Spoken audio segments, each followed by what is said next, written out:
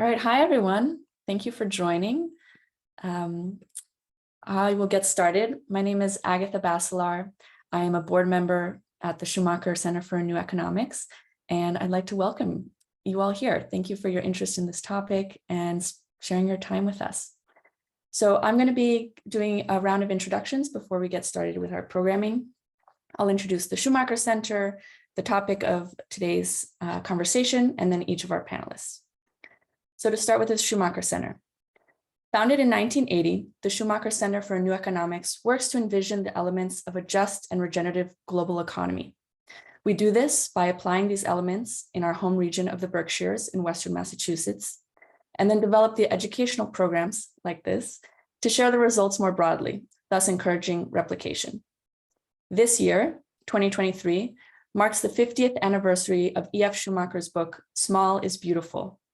This 50th anniversary is the Schumacher Center's opportunity to advance solutions that build on Schumacher's vision.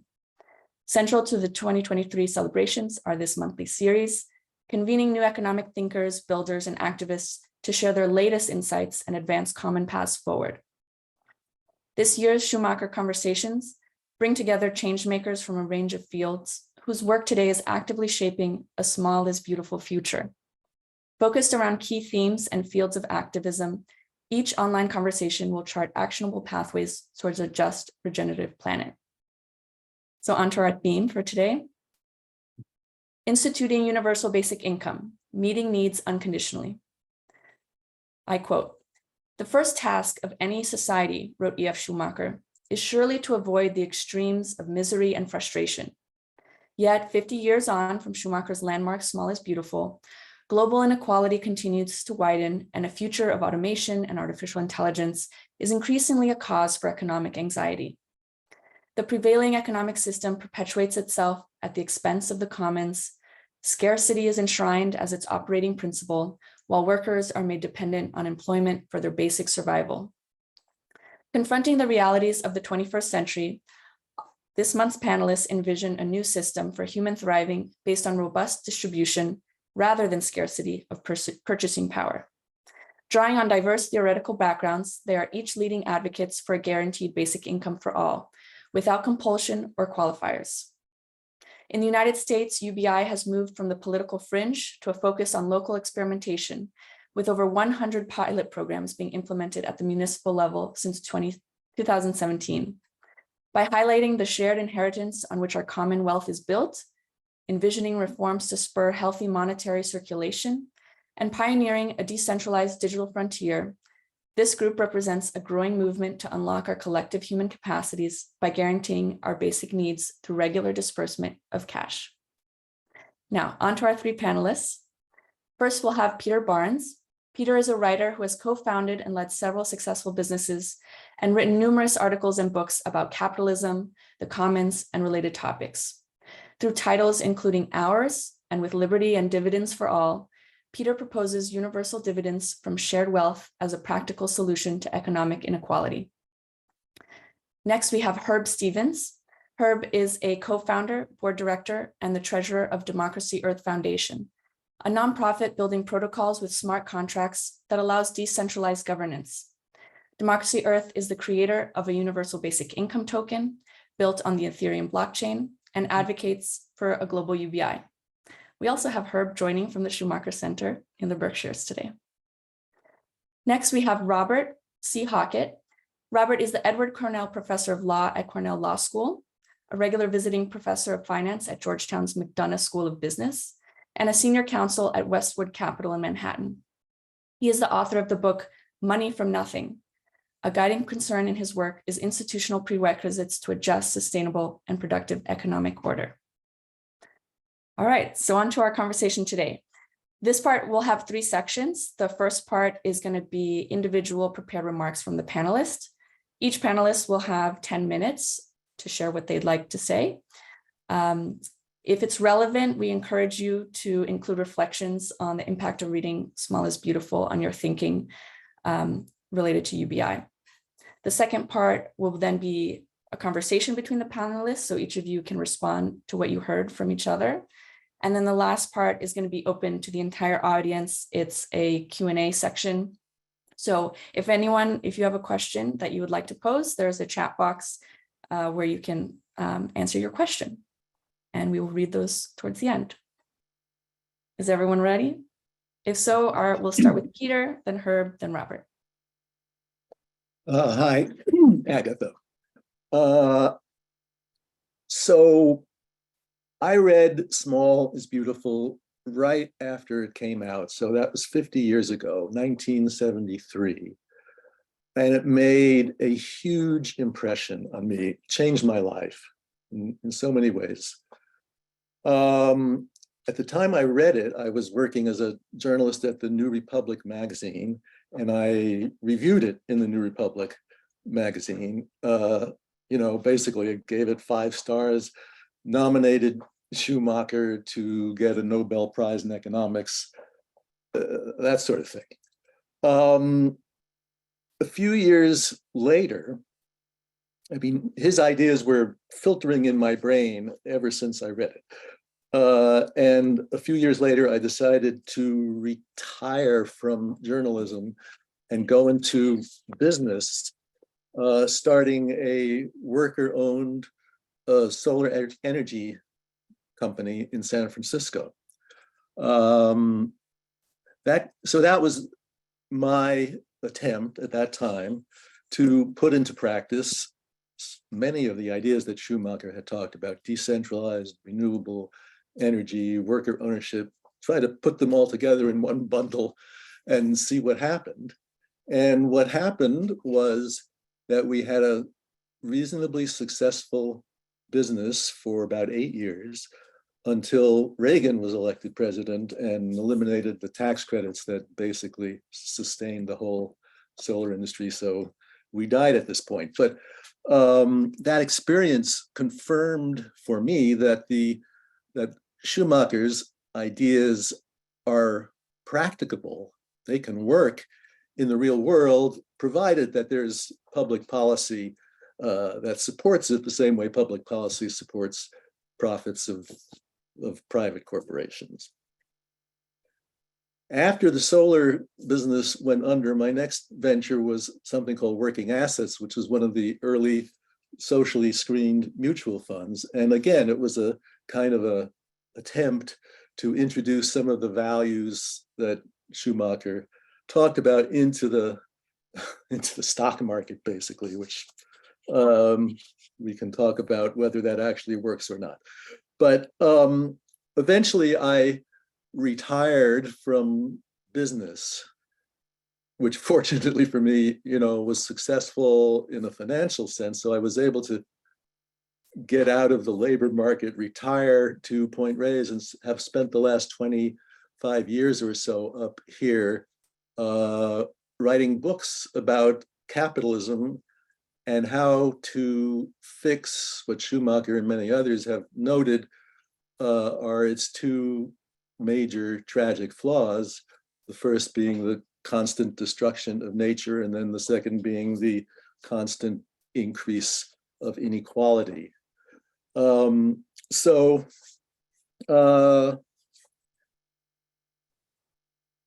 As I started writing about these themes, I had in my head not only a lot of Schumacher's general ideas, but also a concept that he introduced, I believe, that I think is underappreciated, which is the concept of meta-economics as something that goes beyond micro and macro. And in meta-economics, as Schumacher saw it, there's one big system that includes our biosphere, our human economy, and our society. And all 3 of these have to mesh, but they don't, because the market basically pays no attention to them. So how to fix this fundamental problem? Schumacher, I was looking at Schumacher to see what he was proposing, and the best that I could find, the farthest I think he went, was to say that there need to be, I'm trying to find the exact quote here, there need to be goods in the market that represent all these externalized costs and overlooked stakeholders such as future generations and ecosystems themselves.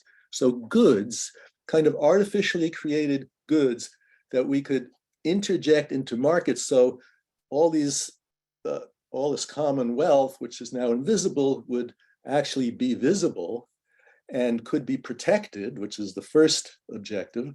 And the second objective is that this commonwealth could actually, rent could be paid to the quote owners of the commonwealth by those who use it. So that framework of trying to identify common wealth, which is invisible to markets, put some property rights around it, give it trustees who have a fiduciary obligation to preserve the asset for future generations. And voila, you've kind of got a market that now sees what has up to now been invisible to markets and can simultaneously fix both of those two flaws. It can put limits because commonwealth such as the atmosphere is held in trust. Limits can be put on its use, fees can be charged for its use, dividends can be paid from the revenue. So that's kind of when you get into a meta-economic frame of mind, possibilities like this follow. And you can see how commonwealth can be managed in ways that both preserve it and generate income, which can be used to pay a basic income in the form of dividends. So this line of thinking led to my first book called Who Owns the Sky? And I proposed in that book a mechanism similar to what I just described, which actually, which became known as cap and dividend. And it was introduced in Congress, obviously didn't pass, but there are some sort of smaller versions in place in California and in Canada. So the idea is out there, but it's not being implemented quite the way I would do it. Let's see. What next?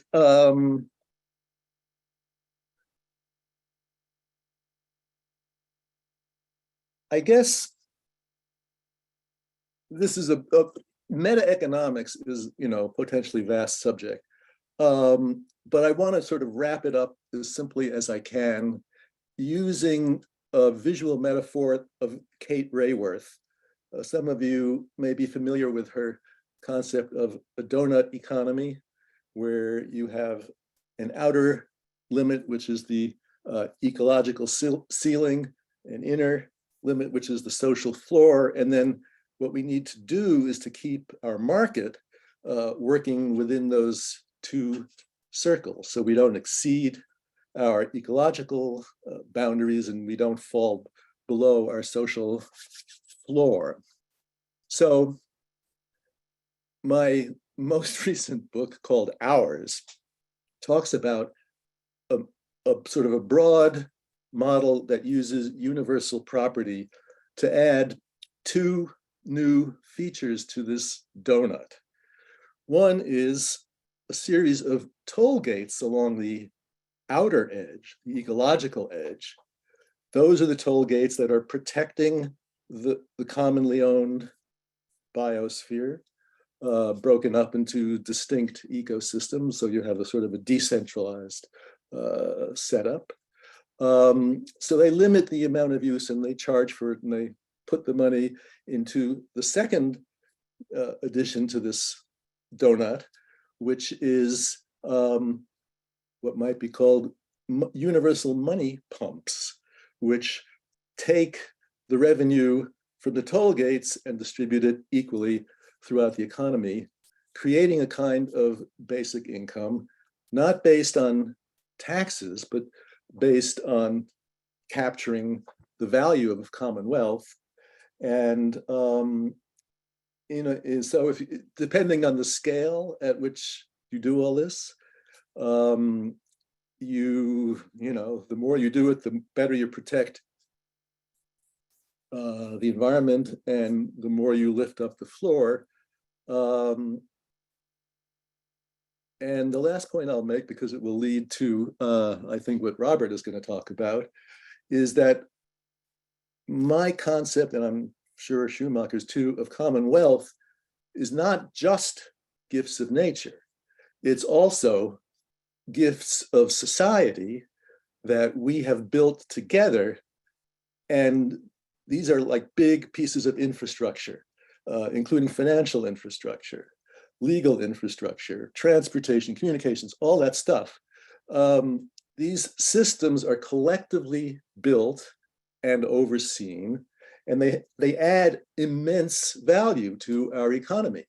But that added value, if it goes anywhere, it goes to banks and other corporations that have gained control over our common assets, including our socially created ones. And there is a massive potential, aside from the gifts of nature, there is a massive potential for capturing some of that wealth and sharing it equally in the form of a basic income. So I'll stop there. Thanks, Peter. So next we'll have Herb. Hey, everybody. Hear me okay? Great. My name's Herb Stevens. I'm one of the co-founders of the Democracy Earth Foundation. I'd probably start with, I'll get into more of my background in the foundation and what we're doing specifically in universal basic income. But I would say, I have been in Silicon Valley for the past 30 years. I've seen a lot of ups and downs. I've seen the internet change the world. And I would say that if you step back from kind of a macro perspective, the first major, what I call macro impact of the internet has been the real globalization of the world. We're all connected. We're all talking to each other. We're conducting commerce together, while we're still operating by old constitutions and borders and laws. But there's promise here in the sense that I predict, given new technologies, ones we're working with and others, that the next major phase of the internet is the hyper-localization rather than the hyper-globalization. And that, I think, finally could enable a lot of these initiatives relative to small is beautiful, and the localization of economies and currencies and everything else. And why that is because we now don't need a faraway landlord or trust layer. We have the tools right here at our smartphones. And so we're able to conduct democracy locally. We're going to be able to conduct our local currencies and build them how we want. And so just my reflection on, all the work that the Schumacher Center is doing. I happen to be beaming in from the Schumacher Center here today. So I just spent the last couple hours in the library. If you haven't visited, please do. If you haven't supported it, please do. But I think a lot of the initiatives that everyone's been working here on the center for decades are now more possible. And I'll talk about some of that today relative to new technologies, specifically blockchains and smartphones.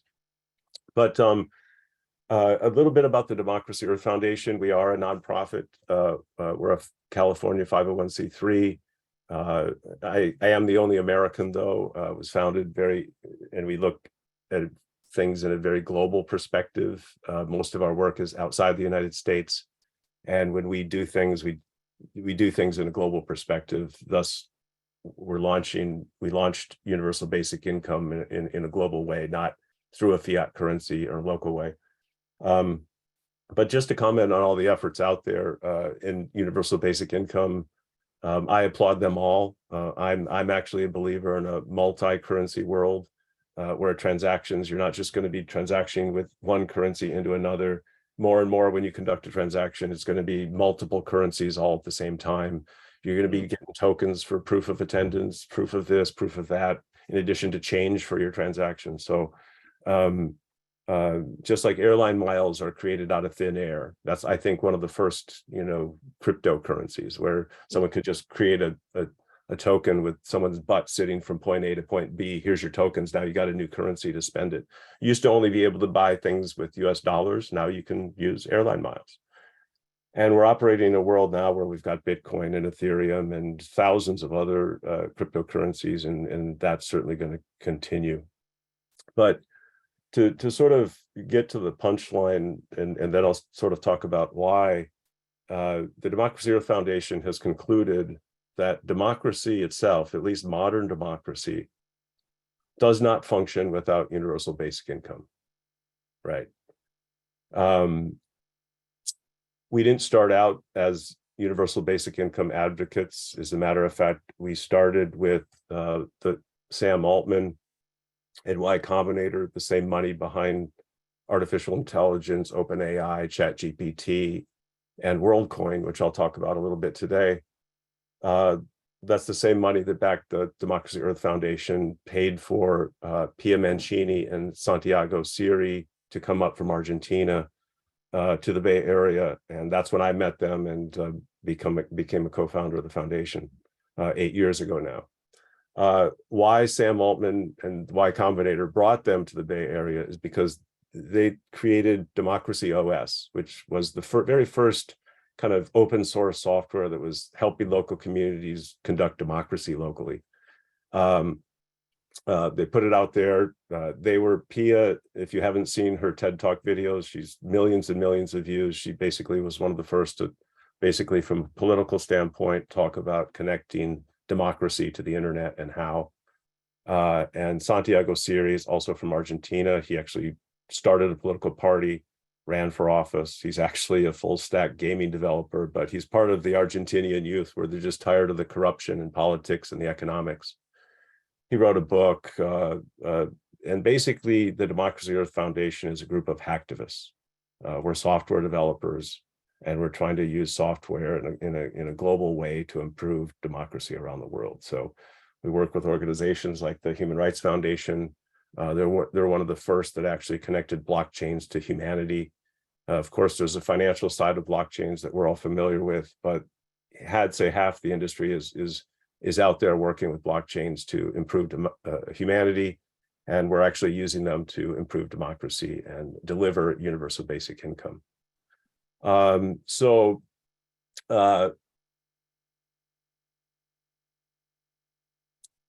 I would say, the title of today's talk is Implementing U.B.I. and Meeting the Needs Unconditionally.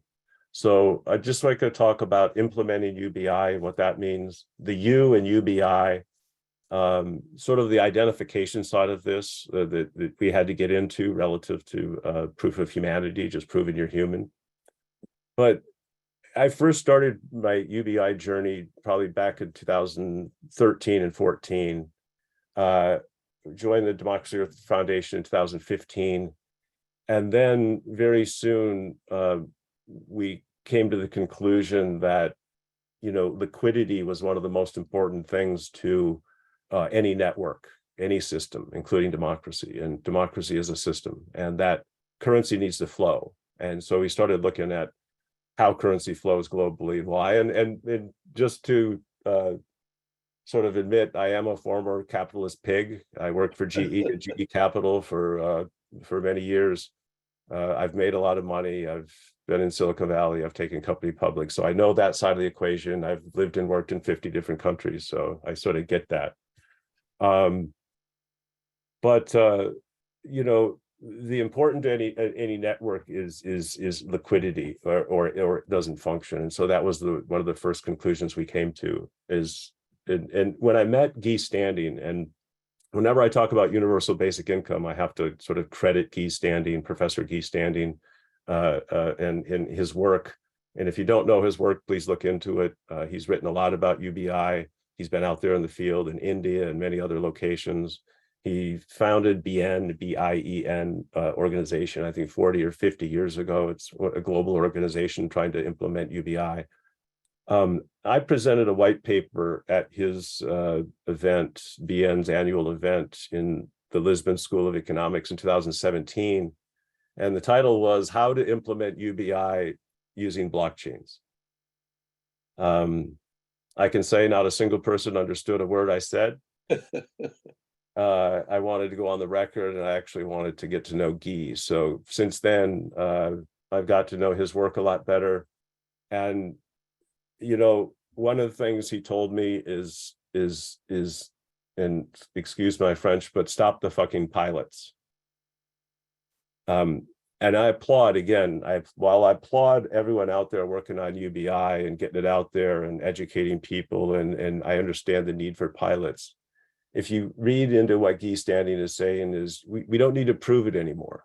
Yeah, right. The world needs it. We need to implement it. And so I love that the first word of today's talk is implementing U.B.I. And that's exactly what we need to do, and we need to find ways to do it. And we need to do it with every currency, not just one, not just ours, not just someone else's. Every currency we looked at would profit from some sort of system of U.B.I. And that's just distributing it back out to its user. It increases velocity, it increases everything. And from our analysis, it seems every single financial, like what they would call, you know, disaster in the history of man has been because it's run out of money, right? And if you think about that for a minute, you mean the only solution is if we just had more money, we wouldn't have run into that problem? The answer is yes. Either the banks run out of money or the people run out of money. So more liquidity actually is better. And don't worry, the supply side of products and service will let you know what's available. It doesn't matter how much money is out there. There just should be a lot. And in our analysis, it's really been kept artificially low. And the US dollar has been somewhat of a bully out there relative to other countries and how they operate their currencies. So we actually are implementing U.B.I. And we said, okay, let's do it. We're doing it on the Ethereum blockchain. We implemented the U.B.I token. And in doing so, we realized that a couple of things were needed, right? We needed decentralized arbitration. And we also needed a pretty solid proof of personhood. A lot of things that you work on, you could spend years and years work on them, and then they get corrupted. And let me tell you something, when you're working with money and votes, there's a lot of bad actors out there trying to corrupt what you're doing. We've worked in China, we've worked in Latin America a lot, Colombia, other places, and every single person's trying to hack you. So you need to build on a platform that is absolutely bulletproof. And so if you have some local thing going on, it will be corrupted unless it's absolutely bulletproof in today's world. And so the only thing out there that is absolutely bulletproof is Bitcoin blockchain and Ethereum blockchains and others, just by their nature of their decentralization. We don't need to talk too much about technology today, but that's the way we're implementing it. And we're, you know, the other thing Guy Standing told me is the real problem is distribution. We can find the money's out there, we just can't get it directly to people. And the only solution out there where you have direct distribution to people is a digital wallet on their phone and a direct distribution directly to that phone. What we saw with PPP, what we saw of other types of distributions just don't work. We need to do it directly to people. So what we did at the Democracy Earth Foundation is we actually created the Proof of Humanity protocol. And you can see that at proofofhumanity.org. And it's a simple protocol. As a matter of fact, it's one of two protocols that Sam Altman and Y Combinator have backed. Ours uses video and Ethereum blockchain. WorldCoin uses an orb and an iris scan. The same purpose, we just want to prove you're a human. And with U.B.I, the second major point I want to make is that U in U.B.I means universal, and it also means unconditional, right? And I don't know how you implement a U.B.I, let's say with a US dollar or locally, and actually be universal. You can't tax enough, you can't create enough, you don't have control of the government. Some way we need to find a way to make U.B.I universal to the world. We operate in a global world, and U.B.I has to be global. And so that's why another reason why we use blockchains for this. I am Proof of Humanity ID number 1. And through that protocol, we now have over 20,000 people registered. That's one where it's also a social network where you have to vouch for someone else. You have to have an Ethereum address. It's a slow growth, but it's a very, very, very solid protocol. And connected to that is a decentralized arbitration process provided by a third party called Claros. Essentially, if anyone disputes your proof of humanity, it kicks out to them, they arbitrate it online, and then, we move forward. And so it's a very simple process. And there's only one requirement. You don't need your name. You don't need your location. We don't need any information. Prove you're human and you get UBI. To us, that's what universal means. Just prove you're human. Doesn't matter who you are, where you are, how much money you make. It's not means tested, nothing. Universal means that. Prove you're human, you get UBI. So that's sort of why we had to go through all that, build a protocol and do that just to deliver UBI. I can talk about WorldCoin as well. They had to create a whole orb in order to effectively scan your iris and connect and determine if anyone else has registered this same iris scan. And then you're issued a token, and basically the protocol is prove you're human, you get UBI. Okay, so And Term, just you're past the 10-minute mark, so just okay. Last comment, please. Yeah, last comments is that I wanted to say something about UBI is sort of reparation of credit. I know a lot of people talk about the commons and the credit there, and I do see UBI as sort of a dividend as well that needs to be automatically paid to people. So we see things a little bit differently when we look at UBI, but I'll wrap up there. Thanks. Thanks so much. Now on to Robert. Great, thanks so much, guys. It's a particularly great honor to me to be part of this conversation today for a couple of reasons. One is that Peter and Herb both are sort of heroes of mine. I've known Peter a bit longer, and we've collaborated before and been in contact before on previous projects. I've only known Herb's work from afar, so it's a joy to sort of get to know him to some extent, at least personally, even if virtually today. In my view, Peter in particular is one of the great prophets of our time, and in a way, a kind of worthy successor of Mr. Schumacher or Dr. Schumacher himself. I'm also, of course, especially honored to be doing anything with the Schumacher Center. Schumacher has been something of a hero of mine since my student days in the 1990s. And indeed, Small is Beautiful, in a way, struck me as a lovely sort of contemporary update in some ways of a great work of political economy that had influenced me greatly during my high school years, which was Marx's Capital, right? And a lot of people might not know what the subtitle of Marx's Capital was, or is, and it's a critique of political economy. And for those who aren't sort of educated in the 19th century philosophic, especially German philosophic tradition, it might be helpful to note that the word critique was a particular term of art that was quite popularly used for a while in the sort of post-Kantian period of German philosophy. And that word critique in those days, by and large, played the same function that the prefix meta that Peter aptly highlighted plays today. It means, in a sense, you're stepping outside of something and examining it critically, not just to sort of pan it or slag it or to sort of attack it or criticize it in that sense, but to critique rather than to criticize, with a view to what are the implications, right, of the particular things that are taken for granted or the propositions that are simply assumed by a particular mode of thought and a particular mode of organizing production and distributing its proceeds and the like. So in a way, I thought of Schumacher's idea of a kind of meta-economics as a sort of latter-day reconstruction of, or sort of restatement of, the 19th century notion of critique. And then when it comes to the smallness aspect of Schumacher's work, here too, there's a sense in which he's picking up a thread that was a very important thread laid first by Marx, but then kind of forgotten by a lot of his successors.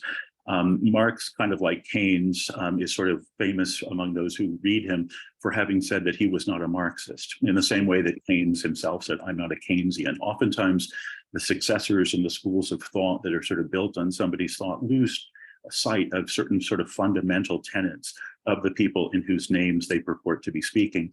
And one of the great threads, I thought, of Marx's early work, as distinguished from that of many subsequent Marxists, is he noted that if productive firms or productive units were essentially owned by those who supply quote unquote capital, which basically meant money, rather than those who contribute labor, as many firms in the 19th century still did, there's a completely different logic that kicks in, right? Because the logic of a capital-owned firm is simply to grow, simply to get bigger and bigger and bigger, irrespective of the costs or the consequences that are not monetized for the particular firm. In other words, it's a kind of externality generating machine in its essentially sort of unlimited pursuit of growth and size when it's a purely capital-owned firm, whereas when it's a labor-owned firm or a labor co-op, again, a business form that was quite common in the 19th century and continues to exist to this day in the form of some employee-owned firms and, of course, general partnerships.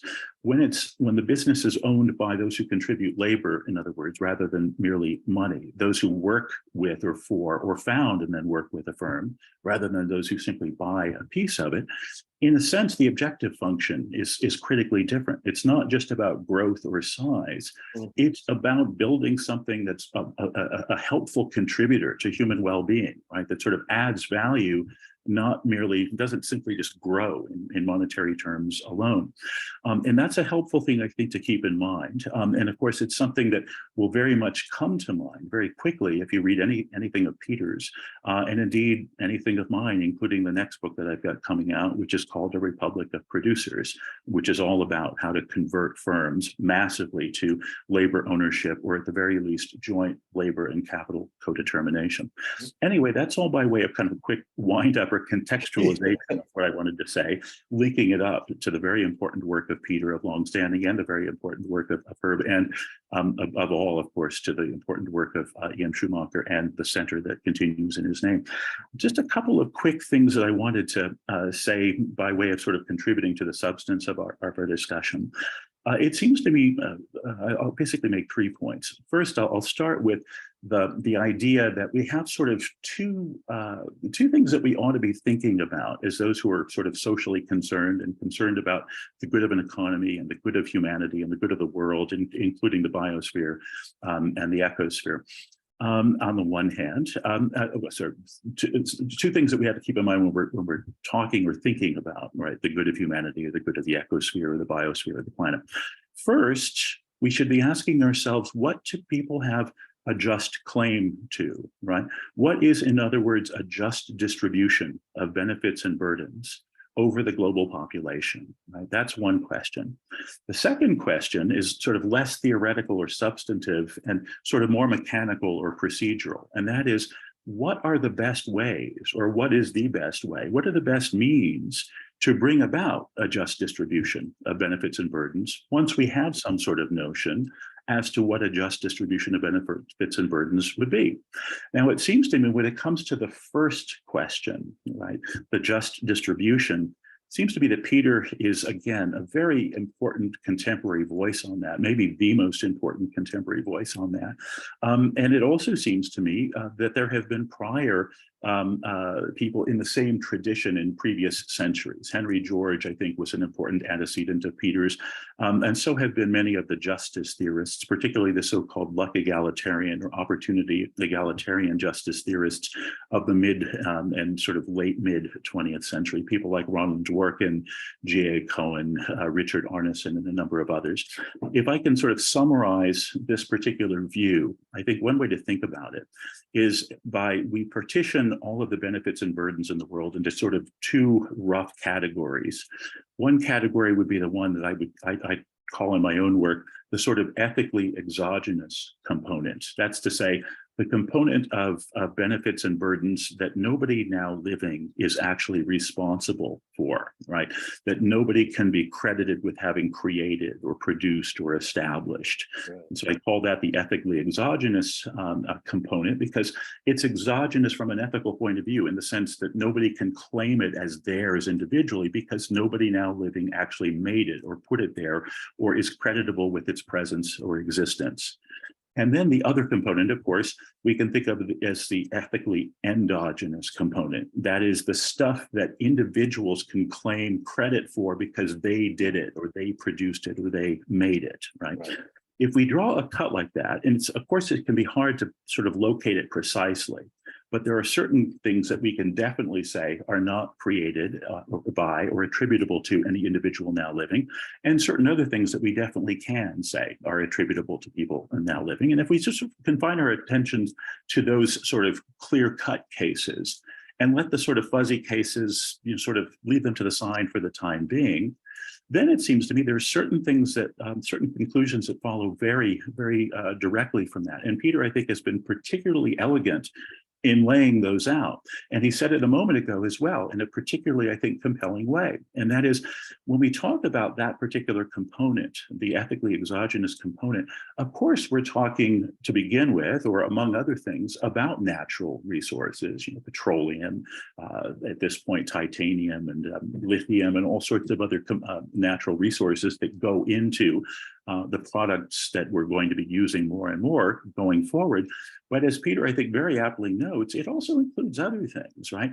It includes the deposit of scientific knowledge that's been left to us by the 16th century, the 17th century, the 18th century. It includes our language, right? There's no way we could coordinate or operate or act together without a language, but no living individual right now has sort of produced that. We all contribute to the language and its evolution over time. It's a kind of trust, right? It's a kind of joint product and a jointly owned resource, in a sense, a kind of cognitive resource or cognitive infrastructure, you might say, that we all use. And then it includes things like financial infrastructure and sort of political culture, right? We've long lived in this country to the point where we now take it for granted, in a culture where the rule of law prevails and people don't get to declare themselves winners of elections, irrespective of what courts say. And those are not things that any currently living individual can be credited with. And there are lots of other such things, including, I would submit, and I think Peter and I both agree on this one too, an awful lot of physical capital that's not natural resources, but sort of human-made resources, but that no human being living today actually played a part in producing, that we're still living with, right? We're living on that particular basis. It's a kind of inheritance, right? The Catholic Church has a very evocative phrase for a particular component of a particular input to its own theology. It refers to it as the deposit of faith. And the idea is, it's just essentially the ideas and the sort of spiritual experiences that people have recorded over the ages that have become part of the Catholic tradition. And it seems to me that this notion of a deposit of faith, which is very evocative in the context of, say, theology or pastoral life, is sort of transferable, or we can also be used in connection with non-religious and non-spiritual matters. Maybe I won't say non-spiritual, but non-religious matters. And that is essentially the culture, considered broadly. You can think of it as essentially the deposit of human creation, or the deposit of human creations that no individual now living has is responsible for, or again, creditable with having done this. So it seems to me that what we ought to be striving for then is toward a world in which essentially the ethically exogenous component of benefits and burdens is broadly distributed, essentially equitably or even equally distributed. We all have equal claims to that, just like we all have equal claims to the natural resources of the world. The next question that comes up then, that I suggested a moment ago, is the modes of distribution, right? The ways in which we essentially bring about, or let's use the word of the conference title, how we implement it. And this brings me into contact now, not only with Peter, but also more directly with Herb, right? So I'll just say a couple of things about what we might think of as the plumbing or the wiring for a broader and fairer and more just distribution, thereby enabling U.B.I, but also enabling more worker ownership of firms and the like, right? So basically, it seems to me that there are two particularly promising avenues through which to sort of bring about that better distribution. And a lot of the work that I've done lately sort of matches up with, or sort of overlaps with Herb's when it comes to this, right? So to begin with, there are essentially there's the matter of monetary arrangements and the matter of the distribution of credit that goes into production of more and more humanly generated wealth, right? So if anybody is sort of interested in details of the kind of work that I've been doing here, at least, maybe I would encourage them to Google two distinct things, right? First, Google IVL, or Inclusive Value Ledger. This is essentially a local, digital currency platform that New York's, I think, most innovative and visionary assembly member, essentially the state's most innovative legislator, Ron Kim, and I designed a few years back and put out, and have written quite a bit on, and it's actually before the New York State legislature right now. Essentially what the the Inclusive Value Ledger does is it essentially confers upon everybody in the state of New York a digital wallet into which the state of New York can directly make deposits, right? So the state of New York, in effect, then can reward value-adding activities or value-adding behavior that people engage in that currently isn't monetizable, that currently can't be made the object of market-style distribution. Things like doing helping kids with their homework, younger kids sort of their mathematics or arithmetic homework or whatever, or people who do home care on behalf of their grandparents or on behalf of elderly neighbors or what have you.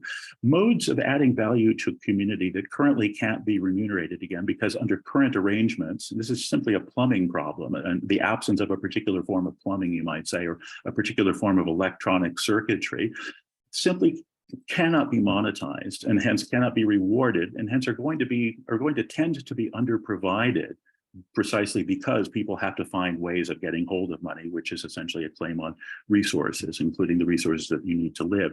So in effect, the IVL, or the Inclusive Value Ledger plan, is another way. It's essentially a high, I suspect there are very deep connections with Herb's work as well. And the idea is essentially just to enable us to capture more value, hence Inclusive Value Ledger, and to distribute it widely and broadly. And the source of financing would simply be the economic benefits that tend to accrue to a community or a city or a state that encourages this kind of behavior are in a certain sense monetizable in macro, right? Because if a city ends up growing more rapidly as a result of this, or ends up being more prosperous, or ends up having less dysfunction that is itself costly, then in effect, it's very easy, to monetize and then share those particular gains with the people we have newly enabled to make for those gains, along the lines that Peter was talking about before, and along the lines sort of circuitry-wise that Herb was referencing before. The second system is sort of similar to this, but it would be done at the national level. And if anybody is interested in this one, which is a number of Congress members in the US Congress are jointly sponsoring, just Google the phrase digital greenbacks. Digital greenbacks is the term, and I'll explain why that's the name. Yeah. A lot of most Americans, probably almost no Americans, realize that it is currently possible to essentially do a kind of public banking already through the US Treasury Department. If you Google all one word, Treasury Direct, you'll find that any American or legal resident of the United States who wishes to can open up an account with the US Treasury Department. The account is meant for people to be able to invest directly in US Treasuries, in essentially bills, bonds, and notes, okay? But all you would have to do to make that into a kind of publicly provided bank account where you can save more than just treasuries, but also Federal Reserve notes, also known as dollar bills, as distinguished from treasury bills.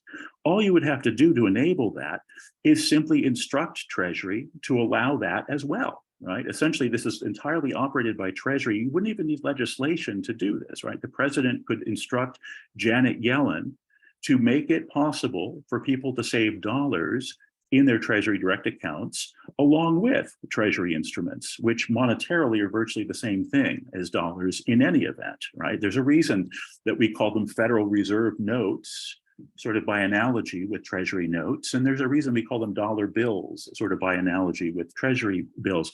So I phoned up back in 2019, 2020, I phoned up US Digital Service, which is an entity in the federal government that was put into place by President Obama, that is charged with essentially regularly upgrading the technology used by all of the various offices of the federal government.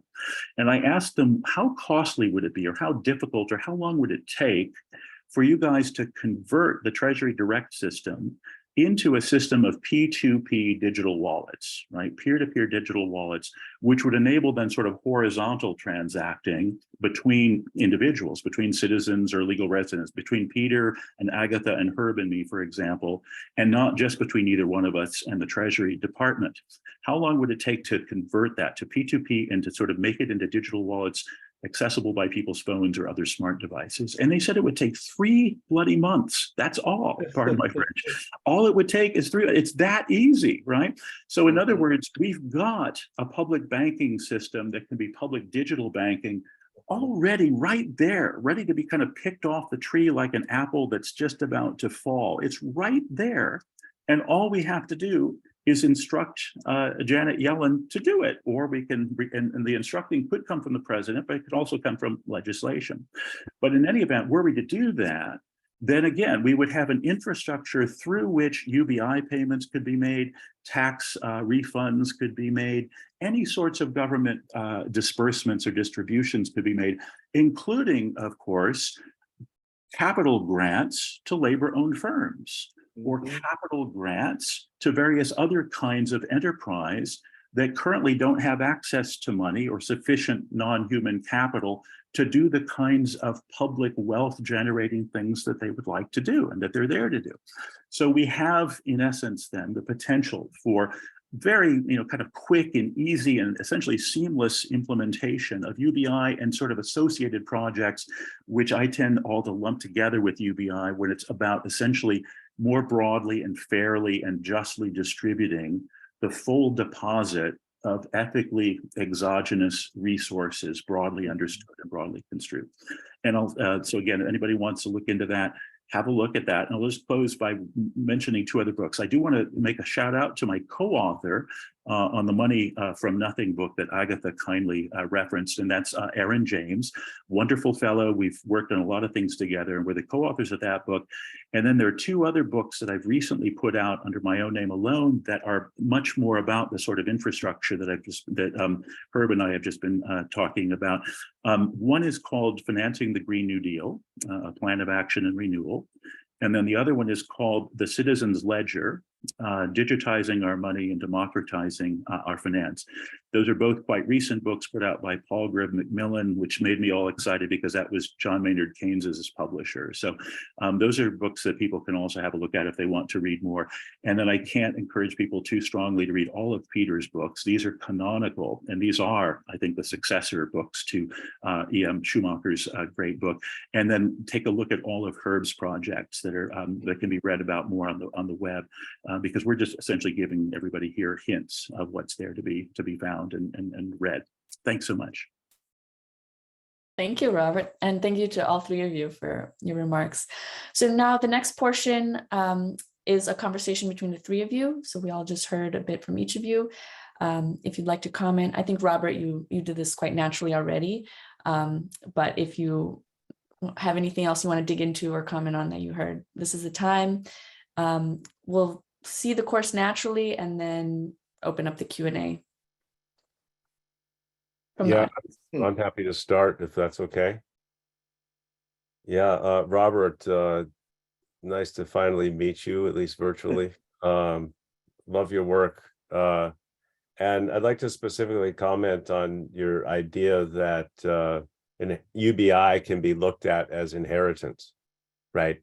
Some sort of right, even a dividend. However you want to look at it, you're absolutely right. There's a whole segment of assets out there that aren't created by someone who's alive, who's not, personally owned by something. There's just a tremendous amount that our ancestors have worked for, invested, died, worked for, invested, died, and worked for, invested, died. And There's just no efficient way to distribute that. I mean, Guy Standing is right. It's about distribution. How do you get those dividends out to people?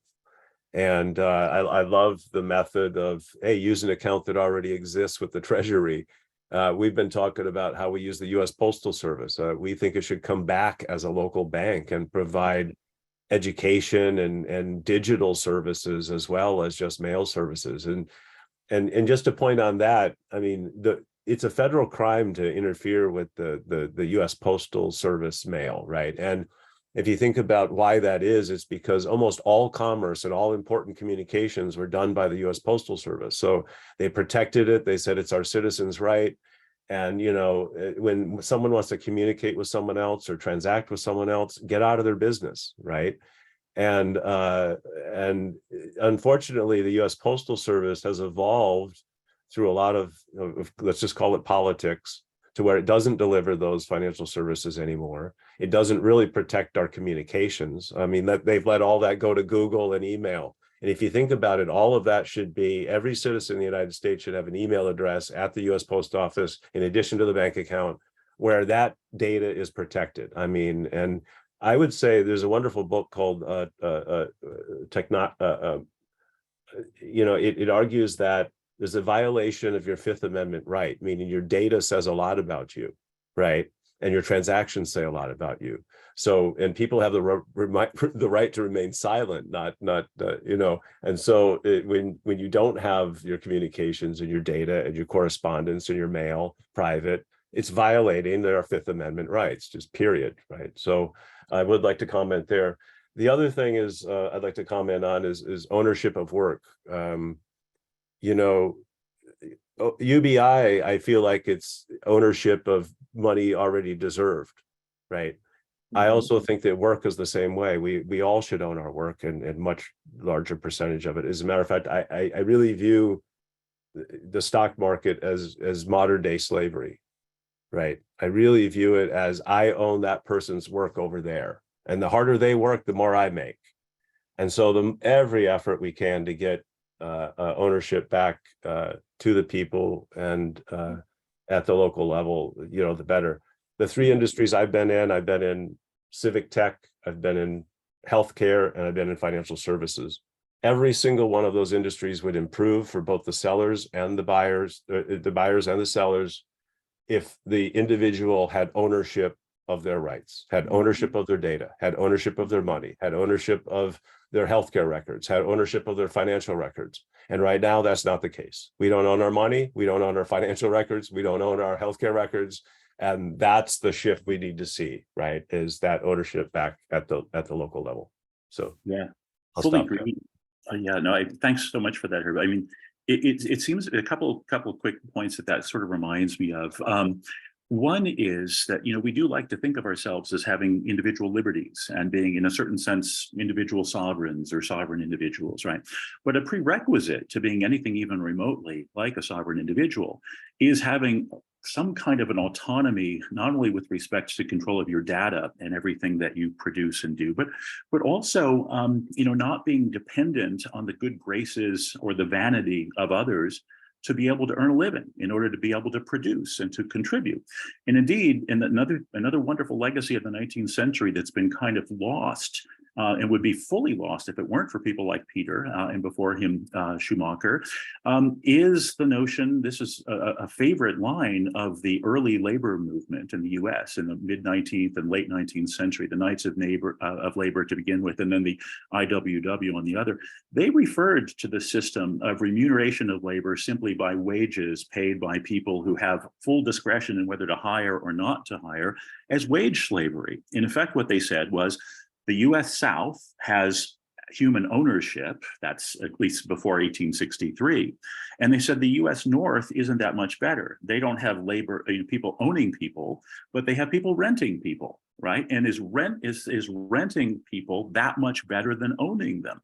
And so the economy that was striven for by Abraham Lincoln, and if anybody's interested in this, take a look at his 1859 speech or talk given to the Wisconsin Agricultural Society, 1859, while running for president. And he said, in the future, we need an economy where workers might start as apprentices for their first 2 or 3 years for somebody who's already a proprietor, but then they automatically become proprietors themselves, who own their own tools, or what others would call their own means of production, what we would today call non-human capital, right? We need an economy in which people have immediate access to the means of a livelihood, whether it be non-human capital, or the means of production, or finance capital, or what have you, or whether it be something like U.B.I payments, or whether it be sort of all of the above. It seems to me that that's got a deep resonance with American history and with people we tend to think of as heroes.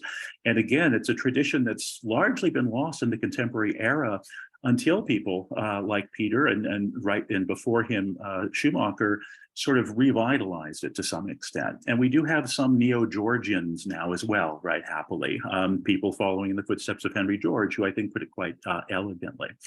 And then maybe one last point, and that is that I'm completely with you, Herb, that it's amazing how much our imaginations as to sort of how we can make the world more just are constrained simply by the fact that we don't tend to think about the plumbing, as I was calling it before, or the wiring as endogenous. It's something we can change, right? We change our highway and road systems whenever we have to in order to make it possible to move from an old point A to a new point B instead of the old point B.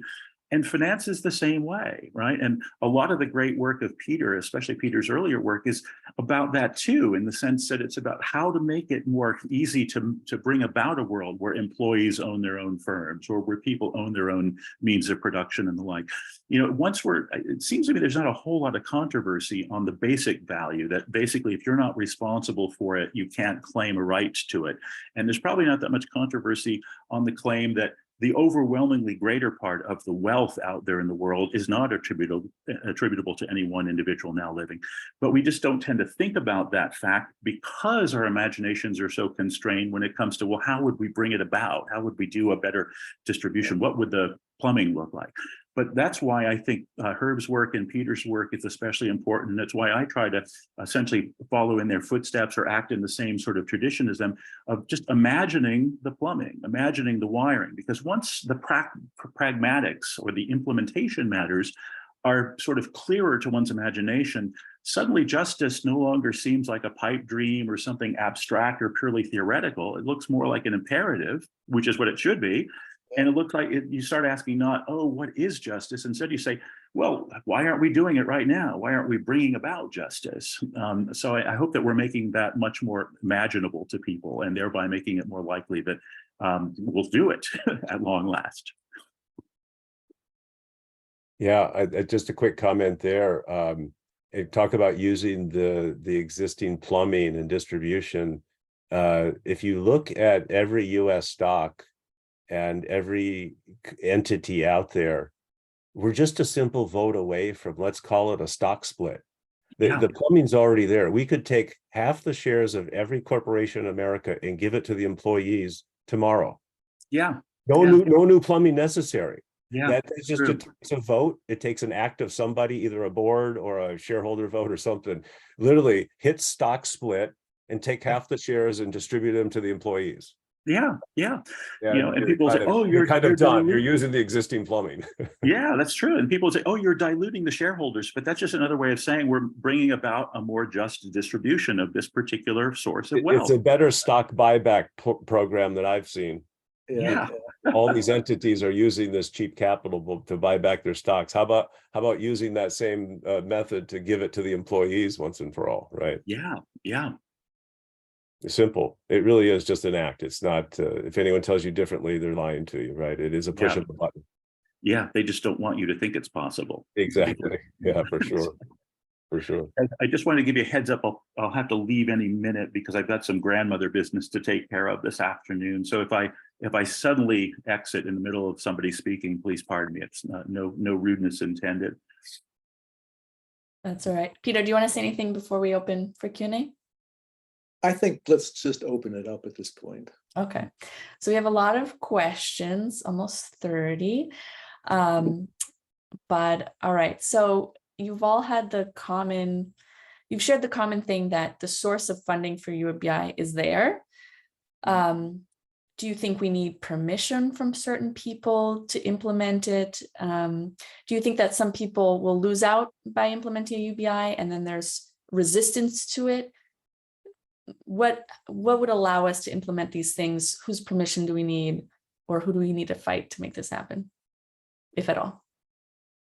I'll quickly chime in because we do this on a daily basis. We now have over 2 million people registered on WorldCoin, 20,000 plus, 25,000 plus on Proof of Humanity. I think it's wrong to ask for permission. Just getting back to the point I made about universality.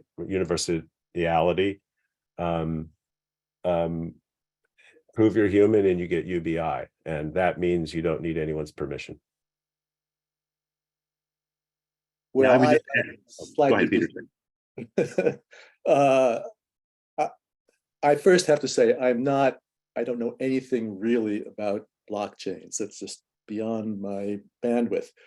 But if we distribute tokens and call it UBI, but the tokens are not usable for anything because they're not accepted, it's not real to me anyway. In order to make UBI real, I think it has to be, distributed in the form of a currency that is widely accepted, like a dollar. And so ultimately, I don't think there's any way to circumvent the political system, unfortunately. I wish there were, but I don't see. What do you think of Bitcoin?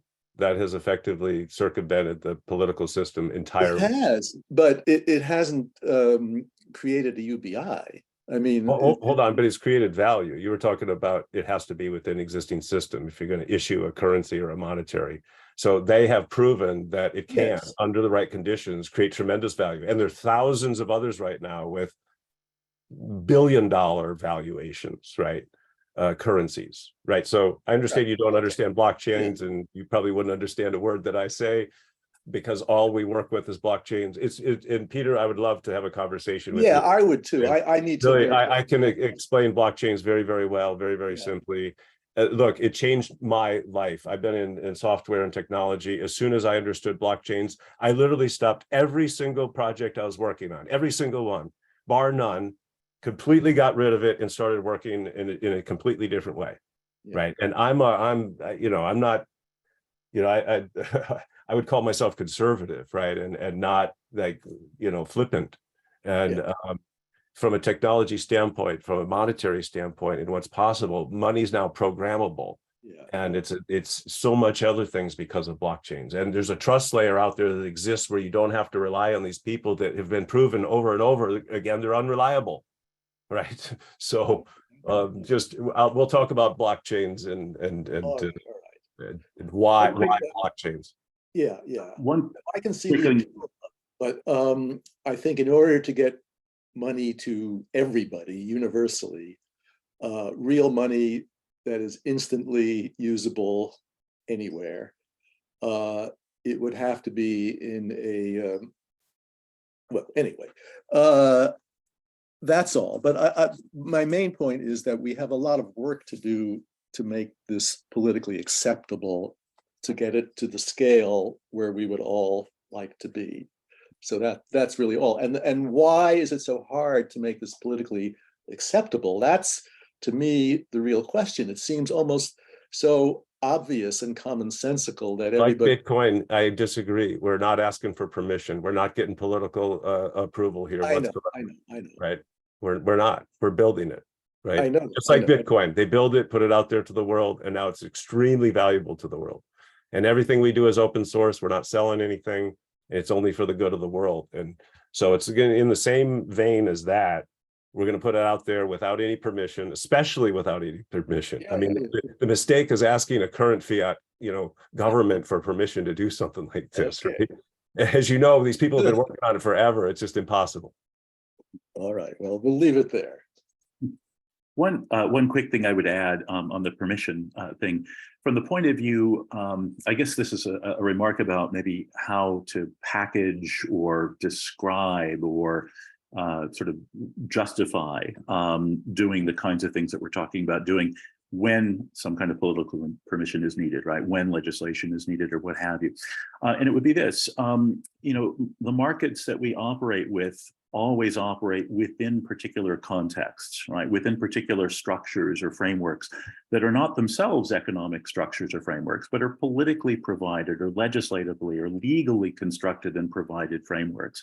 So it's not counted as market activity, for example, if you offer to sell a particular service known as that of a hitman, right? If you form a company called Murder Incorporated and you say, we'll kill people for pay, you just name the person and we'll tell you the price. That's just not viewed as an actual transaction that's legally cognizable as something that's legitimate market transacting. We operate within frameworks of rules, right? And that means, in turn, that anytime we want to make some sort of a reform, for example, a reform that would bring about a more just distribution of ethically exogenous resources, right? Resources that aren't attributable to any particular living individual right now, that any rule that makes that more possible or that allows for that is essentially another contribution to that structure within which transacting occurs. And that means in turn then that those kinds of rules are supervenient on market transactions, right? They are unconditional, right? In the same way that we talk about the unconditionality of a U.B.I.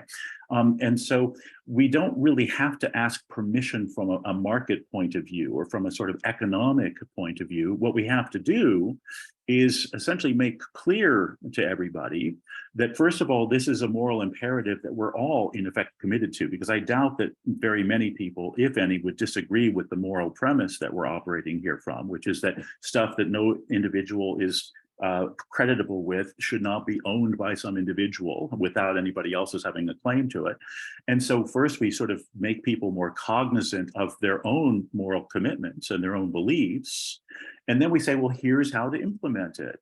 And implementing it is partly a matter of plumbing or wiring in the way that Peter and Herb and I have been talking, but it's also partly a matter of the rules that are established by a society through democratic governance and legislation, within which then transactions have to occur, right?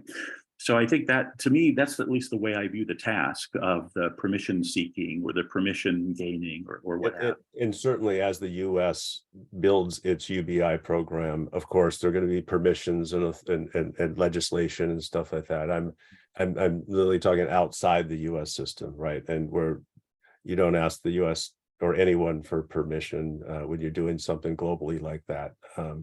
And again, nothing against the US dollar. I actually have evolved my thinking a lot. It used to be like, oh, the dollar needs to die sort of thinking, and that's just not true. It needs to retreat back to its borders a little bit more, I would say. It's become the global currency, and it's not a good one. And the rest of the world is tired of it. And if you look on what's on the horizon with China and BRICS nations, and they're issuing central bank digital currencies, it's going to be a reckoning for the dollar, because valuations based on demand and the use of the dollar and the oil and all the other transactions that are now going to be conducted on new currencies created by China and South Africa and Russia and others is going to really, really, really have a reckoning for the dollar as far as demand goes and use out there, because it's been a bully. And I agree, if you're going to work with any of those currencies, you have to get permission from those regulators. And we're not trying to do anything that's against regulation, of course, but we view things differently. And I wish there were a global organization like the World Bank. The World Bank works with countries, it doesn't work with people. So I wish there were an organization out there responsible for the people of the world that would implement U.B.I. And so I'll say we're stepping up to do that, but we're just doing it. Yeah, in that connection, there's another book that I've got coming out. Is called Bretton Woods 1.0. It's sort of deliberately, ironically named. Essentially, what it does is it creates or designs a kind of digitized version of Keynes's original International Clearing Union plan for what became the IMF. The key point here, to pick up with on Herb's point, is that dollar dominance, which has been the story since 1944, since the original Bretton Woods conference, is not good for the US either, right? Or at least not good for the manufacturing sectors, right? Because it brings about a global overvaluation of the dollar, which of course renders American products more expensive compared to other nations' products. And so one reason that we've seen a continuous hollowing out of the productive sectors of the US economy, as distinguished from the financialized sectors, is precisely that fact. An overvalued dollar is great for Wall Street and it's terrible for Main Street. And so if we really want to bring about a world, if we want an economy that's more balanced and more diversified, that has very robust manufacturing, actual production, and not just financial transferring going on all the time, we don't want the dollar to be overvalued globally. And Keynes kind of saw that coming, of course, because in 1944, Great Britain had itself suffered the ravages of an overvalued pound sterling. And so Keynes thought what we really need is a distinct global currency that is not any one nation's currency, but is a genuine international currency into which national currencies can be converted. And then you can change the relative valuations of national currencies over time. You can adjust them essentially to prevent the emergence of long-term, sort of seemingly permanent trade deficits or trade surpluses. And so this Bretton Woods 1.0 book that I've also got coming out is essentially about how to do that in a kind of digital form. And the lovely thing right now, at least for those who want reasons to be optimistic, is that the time is especially propitious, partly for reasons that Herb just said, right? The problem for Keynes and for Great Britain in 1944 was that Keynes saw the need, but his country no longer had any influence, really, on what the global arrangements were going to be. The US held all the cards, and yet the US didn't see the need. Dollar dominance looked good to the Wall Streeters who dominated the US delegation that went to Bretton Woods. But now, 70 years later, we're able to see that Keynes was right, but we're able to see it from a nation that hasn't lost all of its influence yet. In other words, we're much more influential globally than Great Britain was in 1944. We're not alone, we're not the sole superpower, but we're still one of the two. And so we can't call the shots, but we can co-determine the shots in a way that Great Britain couldn't do in 1944. And ironically, in a beautiful way, China is better able to see the need for that too, in a way that the US apparently wasn't in 1944. So I think that we have a golden opportunity now to get it right this time, given the situation of the US right now, where we can see the wisdom of making that change on the one hand, and still have enough influence that we can bring it about, especially given that China also wants to eliminate dollar dominance or dollar hegemony, as they call it. All right. We have so many questions on blockchain, so I won't ask those here, but maybe we can talk to the Schumacher Center about having a follow-up conversation about that. And we took note of all the questions so we could address it potentially in another forum. But some other questions we have, I'm going to pose 3 of them at the same time, and whichever ones you want to answer, you can go for it. But one is a pretty common question that comes up when we talk about UBI is the concern about inflation. If you give a whole bunch of people more discretionary disposable income, but the supply of things remains the same, is that just going to increase the price of everything? And does that really help? The second question is around how compatible is the conversation around universal basic income with reparations? Do you have them in conversation? Do they slow each other down in making progress towards each of those things? And a third one is, a question about taxation. What do you think about paying for UBI and all other societal needs by eliminating all taxes and instead substituting a small tax on all transactions, especially as our financial transactions become more and more digital? Can I get a quick, 3 really quick answers, and then I probably have to run, I'm afraid. So on the inflation question, I think the key thing for people to keep in mind is that inflation is a relation. It's a helpful mnemonic, right? Inflation is a relation. It's a relation between money supplies and velocity on the one hand, and goods and services supplies on the other. So if the money supply grows when the goods and services supplies don't, then of course you get inflation. If the money supply doesn't grow, but the goods and services supplies do, then you get deflation, which can also be bad, right? Because it discourages investment. So what you want is a Goldilocks relation between money supplies and goods and services supplies. Now that means a couple of things, right? For one thing, it means that if there's public spending, including for UBI, that tends to plow back into more production so that more goods and services are produced because of the redistribution of income flows, then that's not going to be inflationary, because the same measures that are growing the money supply are also growing the goods and services supply. So that's the first point. And the second point is that insofar as you can't do that, insofar as UBI transfers don't have that effect, well, then you can always, if you're adding money here, take more money away there. And there are ways to do that. You can either tax more, or you can raise interest rates, or you can raise borrowing costs in other ways, or what have you. But you can adjust the money supply in relation to the goods and services supply, as long as you, also brings up then more plumbing, and I think of it as sort of a carburation system of monetary management versus fuel injection style monetary management. And we have means, and indeed the book that I mentioned, The Citizen's Ledger, before, is all about a kind of fuel injection style money management rather than kind of crude carburation system of money management.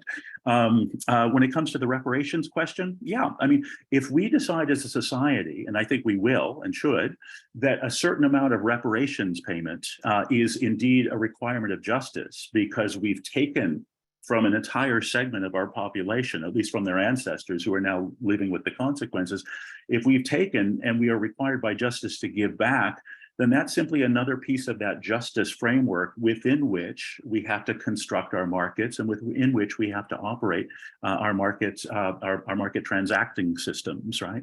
And then remind me the third one, Agatha, the third question, just really quickly. On if we should remove traditional taxes and instead do a small tax on all financial transactions. I got you. Yeah, I don't have a lot of thoughts on that. I think there, again, insofar as taxation is one of the tools for managing the relation between money supplies and goods and services supplies, there are all kinds of questions that we can consider about what's the optimal form of taxation. And this is something I deal with a lot in my public finance classes over at Cornell.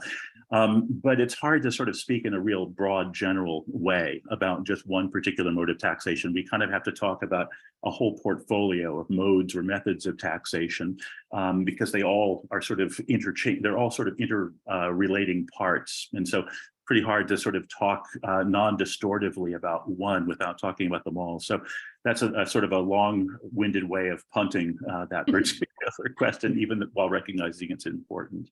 That's all right. And before you go, if people want to engage with your work or continue a conversation with you, where can they find you out in the world?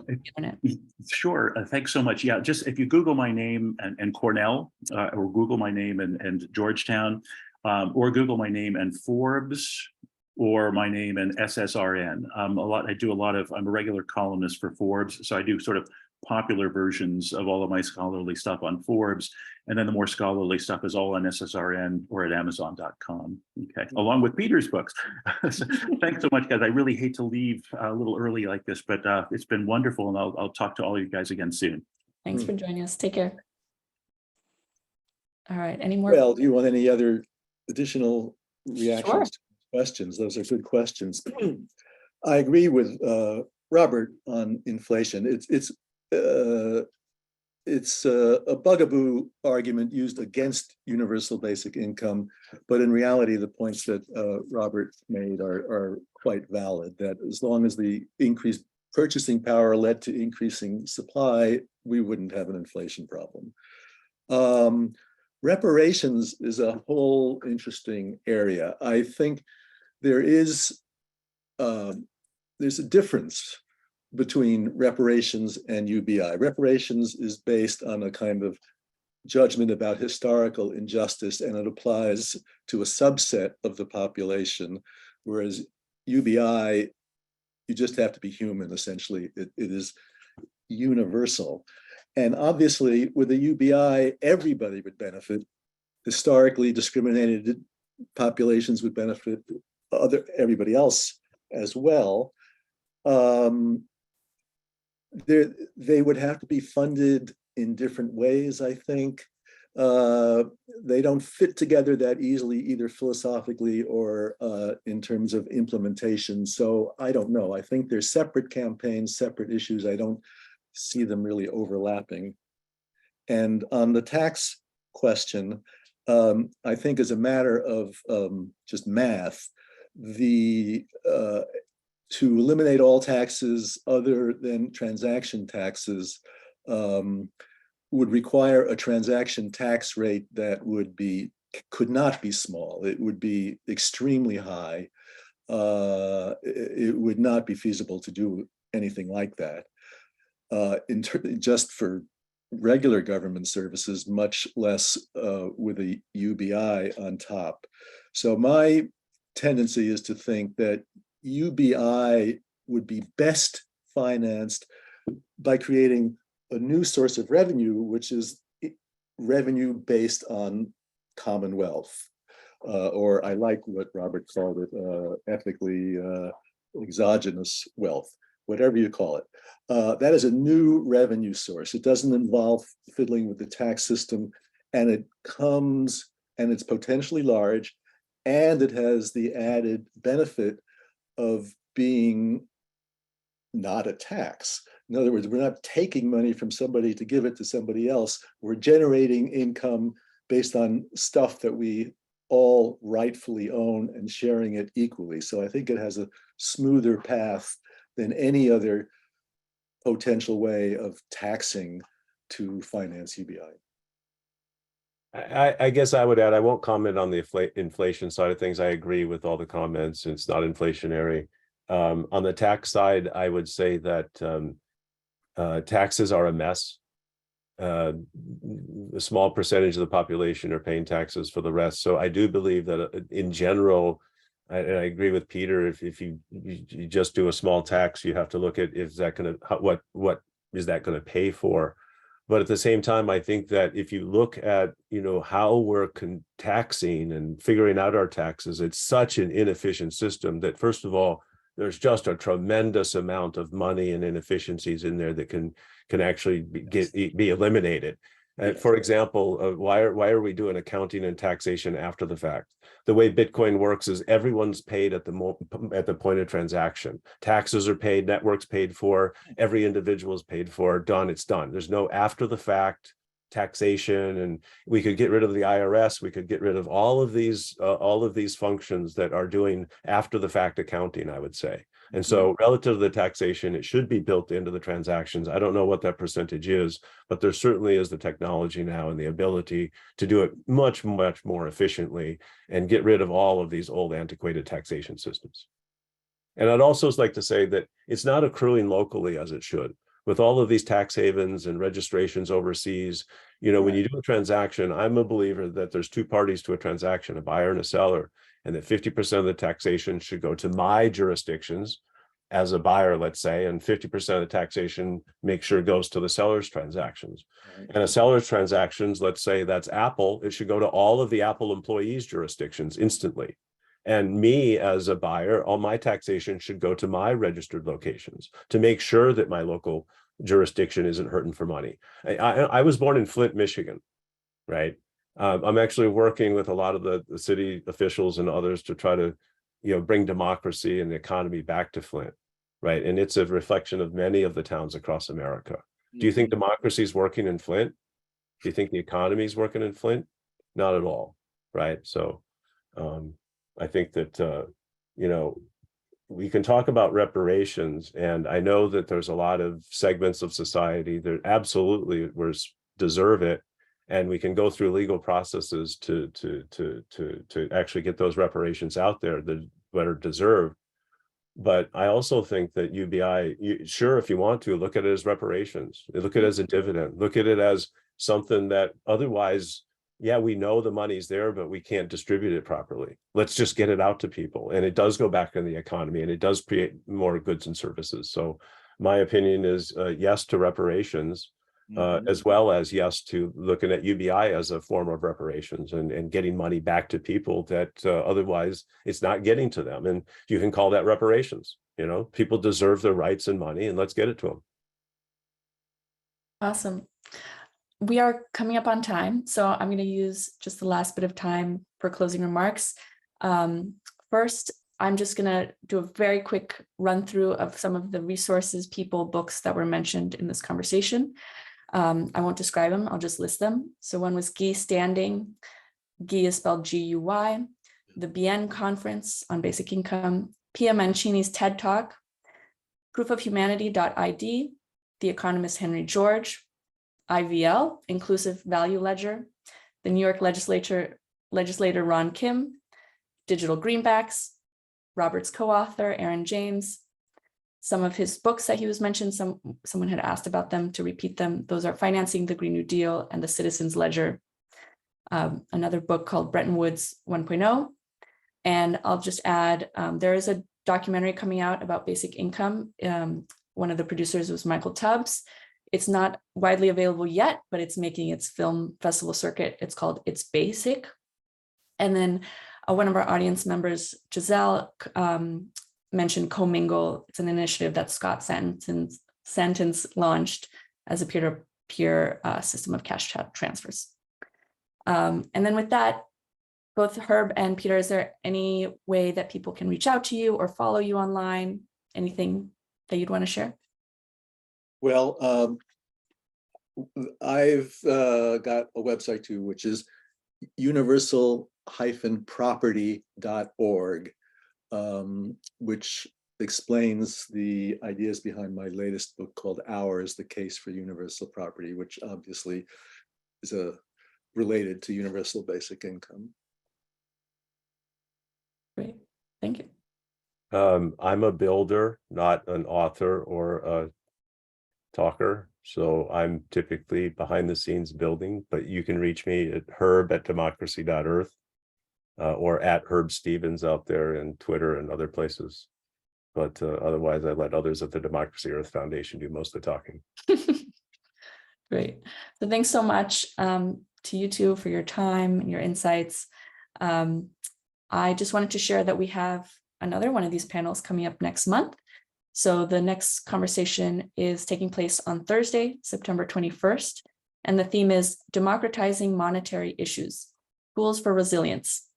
So please be on the lookout for that. We'll post about it on Twitter and the Schumacher Center's email newsletter if you're not already subscribed. So everyone, thank you for being here. Thank you for your questions. Sorry, it was hard to get through them all. But hopefully we learned a lot and discussed a lot. So thank you. Thank you.